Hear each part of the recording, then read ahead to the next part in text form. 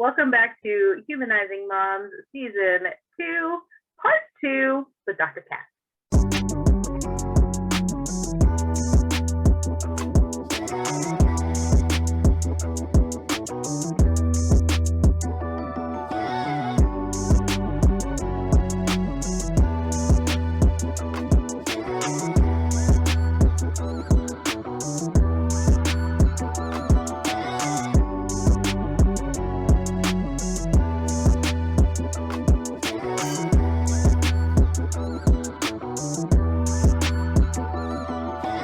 Yeah, so Kat started out telling us a very overall plot to her life story. You did good condensing it, though. That's a lot to Thank you. Thank you. First time I've ever done it like that. Appreciate the compliment. There were no note cards. You're cheating. And I know one of the things that you talked about, you said that you didn't experience anxiety and those sort of things until your father's passing. Right. That wasn't something you experienced before. And I know you kind of like touched, about overcoming, like having to use, different types of things to get past it. But if you want to talk about a little bit more in depth about what that was like, especially pertaining to being a mom. And I mean, stress is obviously a trigger for anxiety, and you went through so much to get where you are. Yeah. So my journey with anxiety did start like literally the day my dad died, right? So August 14th, 1992, 2 weeks before my first day of high school. My dad had a massive heart attack and died in front of me. And so I developed something called post-traumatic stress disorder, PTSD. Anything that was loud. So my father, not to be super graphic, but my father fell down the stairs. I heard him fall down the stairs, and I found him at the bottom of the stairs. So any noises triggered an anxiety attack. So someone dropping a book, a door closing too loud, a horn, like just anything like loud that would, like a startle lamp, immediately trigger an anxiety attack. Yeah. Tingly face, no feeling in my hands, feel like someone's sitting on my chest. And so my mom, in all that she knew how to do, because here she is 49 and widowed, was like, oh, let's put you on anti-anxiety medication, but mismanaged. Like, I'm not talking about like we went to a doctor and got like a clinical diagnosis. I got a diagnosis for the PTSD, but not for the management of pharmaceuticals. And just relied on those to feel nothing, honestly, through that wave of, like drinking and drugs and whatnot. I was a freshman in high school, so 4 years after, and I started having an anxiety attack in my dorm room, and I could not find, because I was not managed properly. It wasn't like I had a prescription and it was being refilled accordingly. I ran out of said anti-anxiety medication and completely lost it. I mean, I was like tearing my dorm room apart, flipping over cushions, pulling everything out of drawers. And I remember like very made for TV drama movie, like up against the wall of my dorm room, like hysterically crying into my hands, like, oh my God, how am I going to get through the night? Like, I'm going to die. I'm literally going to die. Mm-hmm. And after coming through it, I'm like, okay, this isn't okay. Like, I need help. I really need some sort of help. So I started seeing a counselor on campus, and that was very helpful. So my journey through anxiety has taken multiple directions. It's not been all the same. It hasn't been like all therapy. It hasn't been all medication. Right. And it's changed based on where I'm at in my life, right? It's changed based on the journey that I'm on, as far as like being pregnant and then the fear of giving birth, right? So it's taken many turns and different paths. Going to therapy helped tremendously. I highly recommend therapy to people. It is so important to get, like we talked about, get those words out, speak those words out so that you can put them out on a table and make sense of them all. Mm-hmm. It is never a sign of weakness. It is actually a sign of strength to come to confront what's going on, the demons, the fear that you have. And help have an expert sort through that with you is so incredible. It really is. And so that helped me tremendously. It helped me with one aspect of my father's passing. I held myself responsible for my dad's death. I thought, oh my God, I'm CPR certified. How come I didn't try CPR on him? Why didn't I call 911 sooner? Right? Like you go through, and it was just her being like, hey, listen, there are actual medical doctors whose family members, this happens and they don't know how to act because you're in such shock. And it was just simple words. I was like, oh yeah. Yeah. Right. And so things just kind of mellowed out, like college was pretty good. I didn't really drink. I stopped doing drugs. I still smoked a little bit. But really just tried to just turn the knob a little bit and do things a little bit differently. Like I just felt like I need to do something different. I wasn't sure what it was or how it was going to happen. I just knew things needed to be different. Yeah.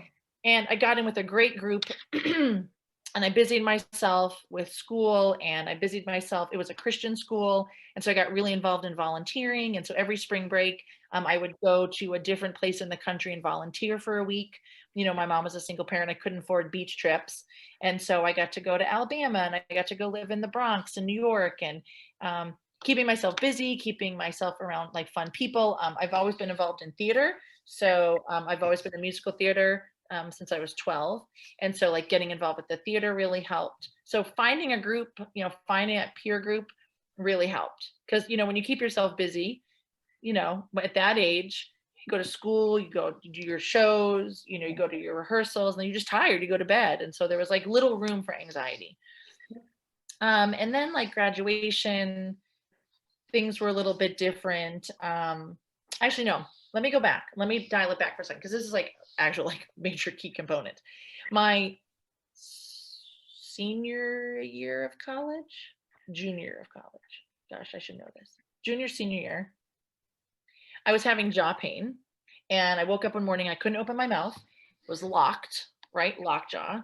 And my mom was like, you should go see a chiropractor. My mom had been going, that's another story for another day, changed her life tremendously. She's like, you should go to my chiropractor. I'm like, they're crazy. They're such weirdos. Now I'm one of those weirdos. And so I went.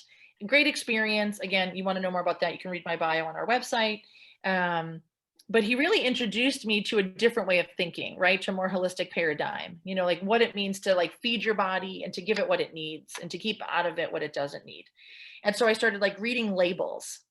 And so like really thinking about nutrition. And so like that played a big part into my life too, because I was again looking at my health perspective a lot differently. And so I think the fact that I was getting adjusted regularly helped tremendously, because when you get adjusted, it takes pressure off the nervous system. And so I think it helped keep me out of that fight or flight. And so now in practice, I do a lot of the same work with women, with moms, helping them not feel so tight, so wound up, that they feel like their nervous system can take a breath and they can just have a little bit more ease. Also, it keeps you more adaptable. So when the world is like, well, upside down and backwards, it's not taking you on that emotional roller coaster. You're like, yeah, that's a shit show out there, but like, I got it in here, you know? And so that journey started by seeing him and starting chiropractic care. And so like it's like, it's like you look at, it's like every step of the way, I got like a little nugget, like something helped me and helped me build my knowledge and my strengths. And there's always setbacks. And that's something moms have to remember, is that like there is no perfect journey, there's no perfect story. You have setbacks. Of course, I'm a Christian. I've mentioned that like 1,000 times. But Joel Osteen said, like, God says there's no setbacks, there's only setups. So God isn't setting you back, he's setting you up for something more awesome in life. And I think even if you're not a Christian, I think that's just a great way to look at life. That a setback doesn't have to be that this is the end and oh great, it can be maybe the universe, whatever, is just making way for you to have an opportunity in something that's just going to be better for you. Yeah, it's lemons to lemonade. Yeah, exactly. Yeah. So I don't know, my thoughts are all over the place, but like I said, we have setbacks. Like I was pregnant, I was terrified to give birth, absolutely terrified. I was afraid I was going to die in labor. So that was like our conversation with Jake, because we were choosing an all natural route for our birth. We home birthed all of my children were born at home, which is like so cool. But that again came from the fact that I had to go into the hospital and see them trying to keep my dad alive, and all the horrible images that come with hospitals. Every time I drove by a hospital, I was like, whoa, anxiety. So I was like, I can't give birth in a hospital. I will literally lose my shit. Yeah. Like one giant anxiety attack. So I was like, I'll just do it at home. And Jake was like, that's cool. But I was worried about dying because I was worried that something was going to happen to me. Something happened to my dad. And so like, he'd have to say, like, we talked through it, like, okay, how can we work through this? So you go to the experts, you go to any situation you're in. If you know it could be a trigger, you look to the experts in that situation and ask them for help. So in birth, you go to birth experts. So you do the birth work, you do classes, you educate yourself on why moms die. How do you prevent that? What are your emergency procedures? You equip yourself with knowledge. And sometimes that's what it is. It's a lack of understanding of like what's going on in your trigger. And then that's what starts like the anxiety. And so Right. recognizing your triggers, finding those that are experts in that situation, getting the knowledge from them, getting the reassurance. I was like, okay, this makes sense. I can do this. And looking at, like I said, nutrition, that was huge. Like we're designed to be healthy. There's things that get in the way of that. Yeah. But like, if you don't nourish your body as a mom, it is not going to help you heal. It is not going to help your anxiety. Like moms that go from like coffee to coffee to coffee to wine. It's great and it's fun, but it's not going to help your body. Most of the time, especially caffeine, that's one thing I recognize too, right? What caffeine does. Caffeine doesn't keep me awake at 3 p.m. It just makes me more jittery. I'm not actually more awake. I'm just more jittery. So I found out I was actually dehydrated. So I started drinking more water. I did research. I went online like, okay, what are things that cause fatigue in the middle of the day? And I was like, oh, hey, it was that caffeine that was making me anxious. It wasn't actually like an anxiety attack, recognizing the triggers.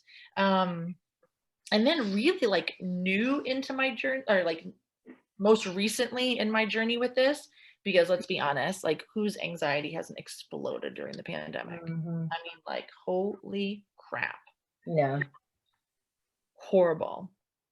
But I had this wonderful person in my life. She was a life coach and a business coach.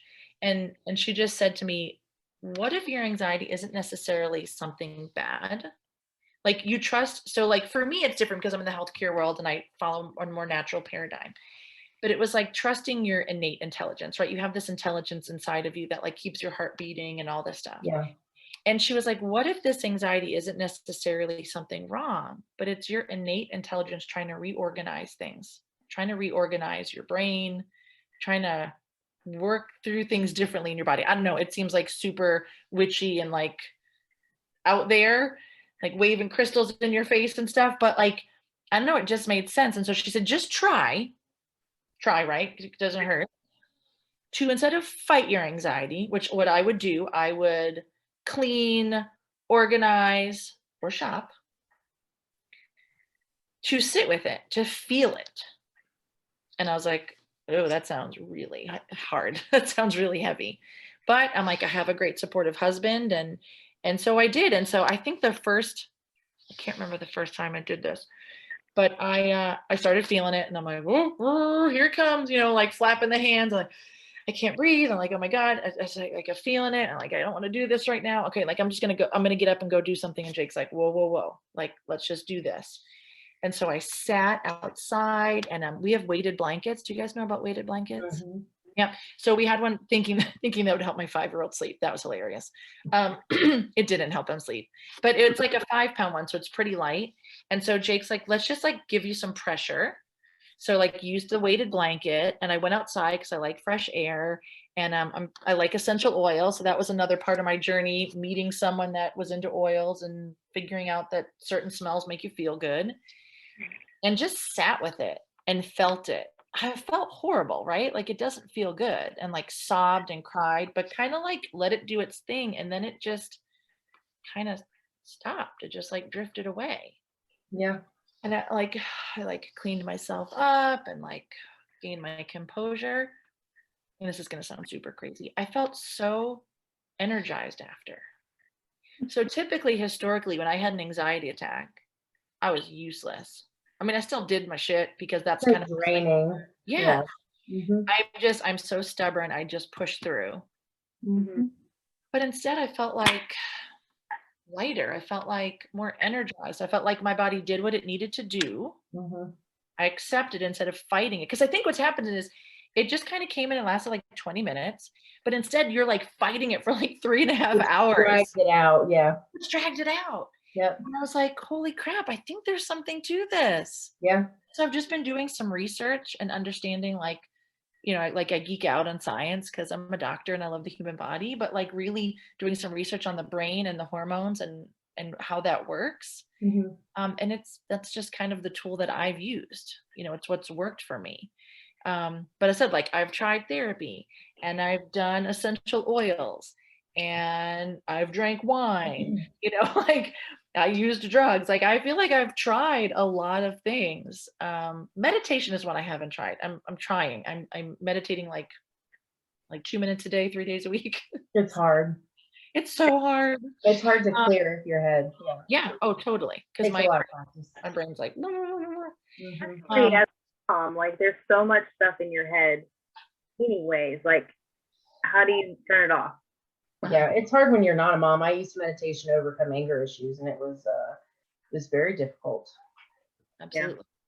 And it's funny that you mentioned that about like sitting in your feelings, because I used to be kind of anti-therapy. Like, how can someone who doesn't know me or anything that I've been through or my relationship possibly give me advice on how to make things better? Right. And I had like a huge decrease in my sex drive, and like relationship stuff was kind of struggling a bit. So I started to see a therapist. And one of the things that she told me is almost exactly like what you just said. She goes, you have to learn to sit in the discomfort of the situation, and you have to allow yourself to feel all of the things that you're feeling without trying to get over them, get through them, move on from them. And it's super hard. In the very beginning, when she started telling me that like a year ago, I was like, yeah, that's never gonna happen. Like, Oh, for sure. no, like For I'm sure. a fighter. Like, I'm not trying to be uncomfortable. Like, but it's 100%. Like, it actually does work if you let it. It just takes practice, because it's definitely helped me, like learning to sit and allowing myself to feel whatever I want to feel. I mean, obviously, as long as you're not like hurting other people or burning a house down or anything like that, but like just allowing yourself to be anxious, angry, sad, frustrated, stressed out, overwhelmed, whatever you're feeling, and then learning to navigate with it instead of against it. Absolutely. Yeah. 100%. Why would we have been given these emotions if we weren't supposed to use them? Right. They obviously serve some sort of purpose. Yep. It's like, what's the movie Inside Out? Have you seen? Oh, right. You want to connect and understand what feelings are. It's a beautiful, That's the movie. Brilliant. When you get to the end and you're like, you can't experience joy without sadness, you're like, I was like, what? We were like, what, late 20s when that movie came out? And I was like, I feel so much more grown up now than I did when this movie started. Oh my gosh. Yeah, no, it's true. It's so true. There's a saying, like, you have to be comfortable with the uncomfortable. Mm-hmm. And I think that's something that's taught me, and like wanting to like own a business, wanting to be successful. Like, neither Jake and I came from successful households. My husband grew up very, very, very poor. I grew up, low, middle class, check to check, no new stuff. It's like, if you wanted something new, you like get a job, earn it yourself. And so but I always wanted nice things. It's funny, Jake and I were just talking about, like, he had an aunt and uncle that had like a really nice home and all this stuff. And he's like, I really want that. And I had an aunt and uncle that had like really nice house. And I was like, I want that. And so I think that's like part of what drove us, is like, we can have a really great life and have really great things for our family, to create memories, a home to live in, to grow old in. And we just bought our house, like I told you about our journey, like we've been in practice for 11 years and we just bought our dream home in 2019. So just 2 years ago. Wow. In May, it'll be 2019. Yeah. And so I don't know, I lost my train of thought, but Learning to happens. sit in discomfort. Yeah. So thank you. I appreciate that. Like wanting to grow a business, like you have to be uncomfortable, like, like you have to get comfortable, be uncomfortable, like talking to people you don't know, and like taking money from people, like, hey, I'm going to help you, but it's going to cost you this much money. Like, ooh, just kidding. It's free. I love you. Let's go. And then like stepping out of my comfort zone to go and talk to people downtown, like going to the birthing center or going to different midwifery groups and going to their meet and greets and standing up and saying like, hey, I'm a chiropractor and this is how I can help people. I know a huge part of that is passion, like when you have something you're working towards, that was very motivating, but you still are incredibly uncomfortable. Like regardless, it's still uncomfortable to do that. And so I think that's what also helped, is just I had understood what it means to be uncomfortable, to be comfortable with the uncomfortable. It's a very complicated saying. Yeah. But it helped a lot. And so, like I said, like when I look through at like my life and the demons and like what I've overcome, I'm like, no, like you guys can get through this. Like this is possible. I promise. Yeah. Like I feel like I pull myself out of the bottom of the barrel, between like health and relationships, and finances. And I just feel like it's possible if you just have the right support. And that's so much of what I want to do in my practice, is not just adjust, get people out of low back pain. I mean, that's cool, but there's something more to it, and I want the community to know that I am there, that I'm speaking from a very authentic place of like, yeah, this feels super sucky, but I promise you, like, let me help you and we can get through this together. Yeah. I mean, that's one of the things about the moms that come in and see us. They want to see you because they've heard so much about you and how you've helped other moms, because I mean, it's not just the physical stuff, like it's the emotional stuff. Absolutely. I mean, that's hard. Yeah. Thanks. Not hard to cry. Oh, it means a lot, because I've had to sacrifice a lot. I've had to take time away from my kids that I can't get back. Yeah. And sometimes it feels wrong, because you're like, well, why are you spending this time to take care of other people? Yeah. But I feel like, weirdly, in an odd way, like by taking care of them, I've also made myself a better person. So it's helped me to show up and actually be a better mom when I'm there for them. Yeah. You learn a lot when you're with other people. That's true. And through their journeys. Oh, Lord, sorry. Anywho. Mild. I can turn it on more if you want. I'm just saying, like, that's like well, like, I don't know if the other moms that have come in are coming from a place of like things that you talk about or like which piece of that.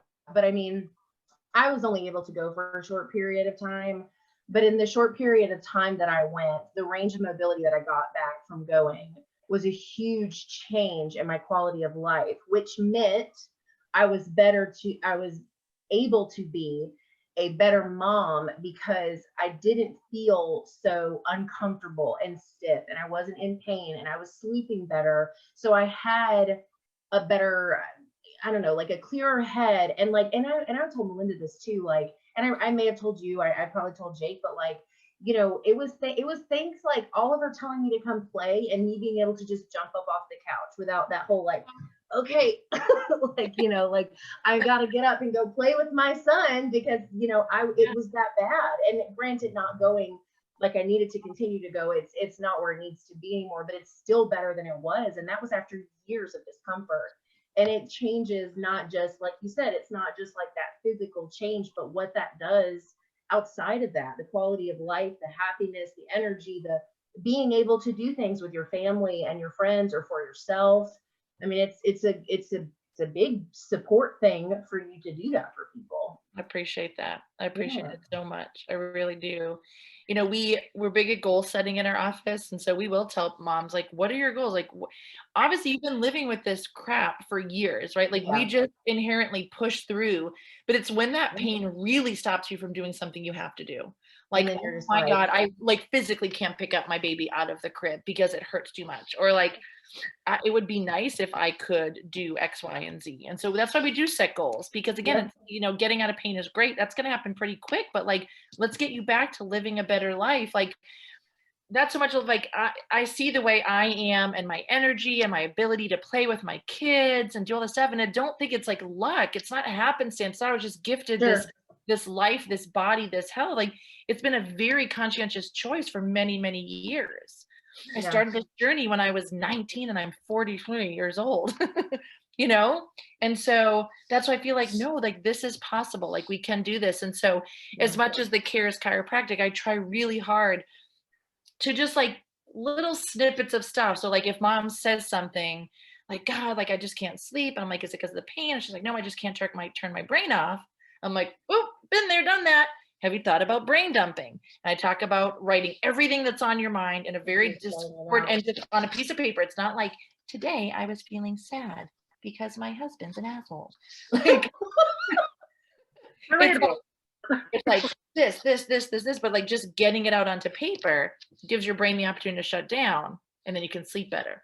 So I try to use these opportunities, you know. I mean, I've thought for a long time about like some sort of life coaching. You know, I really have, you know, Jake and I were just talking about the other day. I'm like, I feel like I have this potential to give more, to do more. I have to find that avenue in which I can do that. You know, and I don't know, maybe it'll be platforms like this, maybe I'll just do live videos.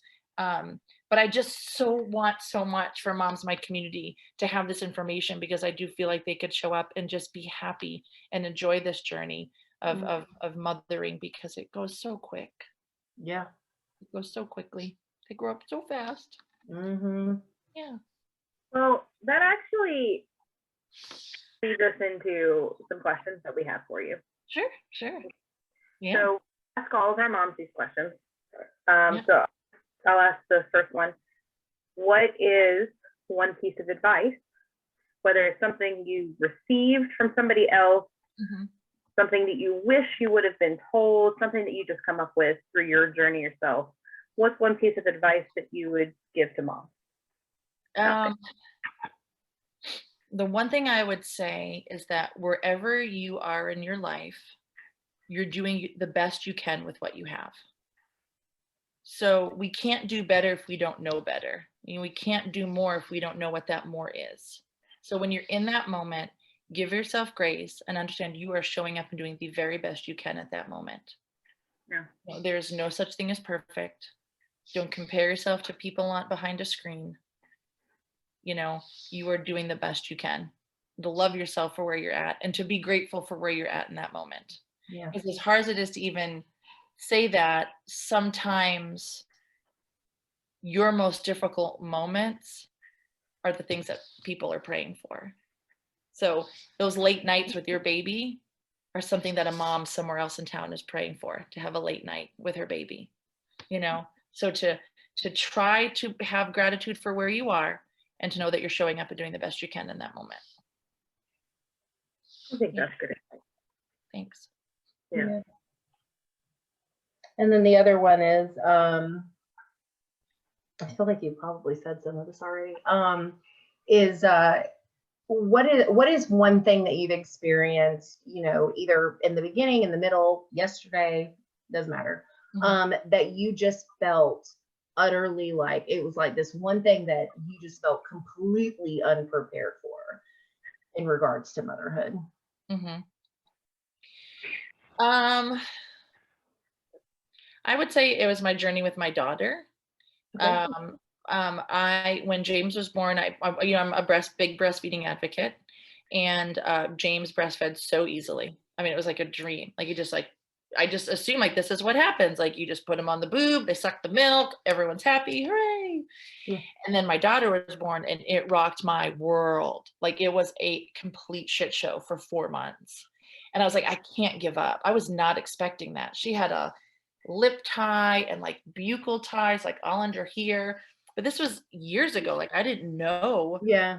revisions or any of this stuff. And I just fought and suffered and clogged ducts and misery. I mean, absolute misery. And she was miserable because she had reflux, because moms, when they can't, when the relationship isn't smooth, either the mom's milk has a hard time letting down, or the mom's milk overcompensates, and it's like baptism by fire. It's like being fed from like a fire hose.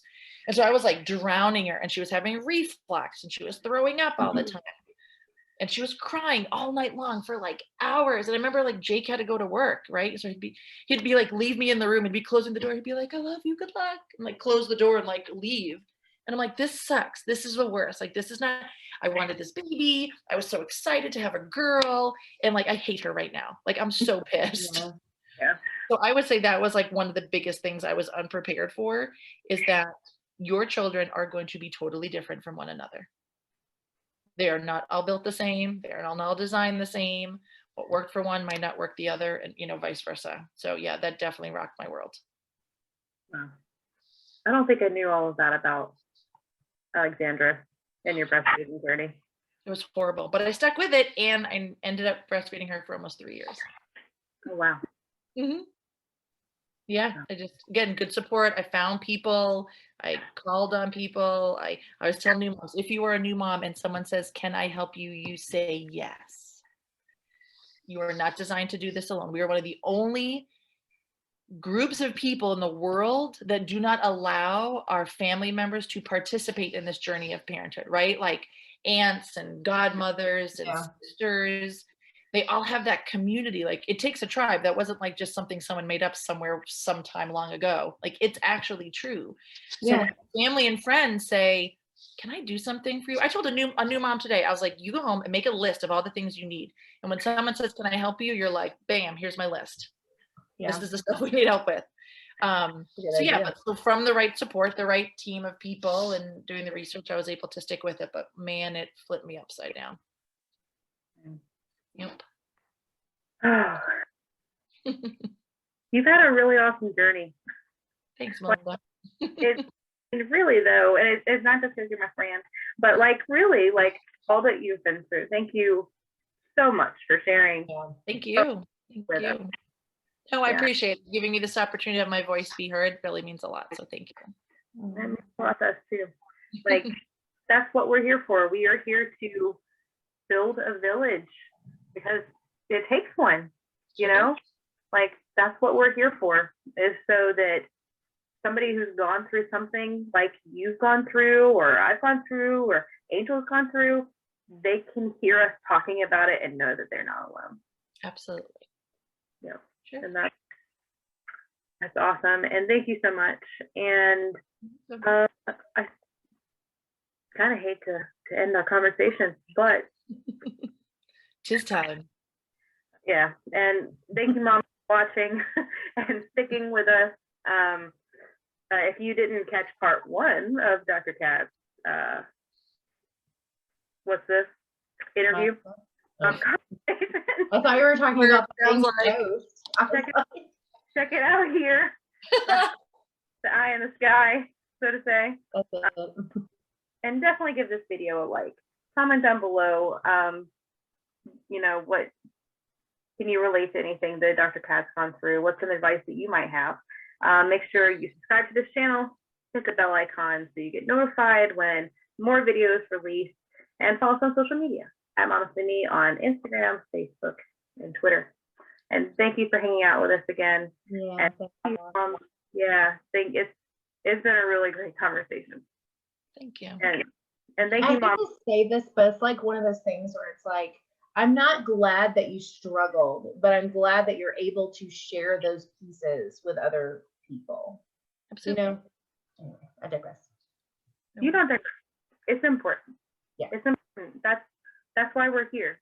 That's why this is our passion, and that's why we bring this series to our village and to all the mamas out there who need a village to be a part of, is so they're not alone, and they have somebody and they can relate. Absolutely. So many that can't. So thank you again. And thank you. Yes. And thank you, all the moms that have stuck with us. Keep sticking with us. So when we have conversations like this with Dr. Kat and all of our other moms in our village, you can be there with us too. And we will see you